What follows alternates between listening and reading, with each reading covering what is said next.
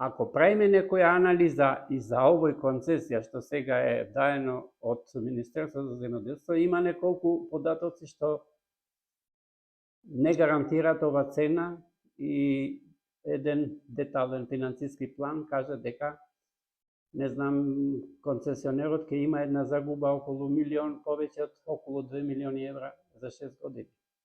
Зашто? Зашто планот или концесија според основен документ на рибарство каже дека треба да имат лимитирано лов на пастрмка, белвица, јагула, карп и другите плашките. И според цените што имат сега во стандардните цени што имат сега овие видови, ние имаме правено една анализа и каже дека максимум што може да стигне концесионерот за овие 6 години е околу, треба да имат профит дека околу 1.900.000 евра.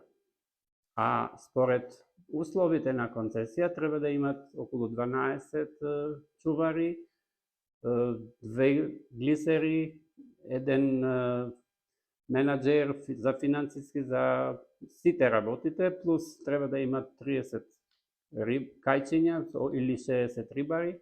И според минималните цени што треба да имат секој од овие трошоци, и треба да имат коштат сите околу 3,7 милиони евра.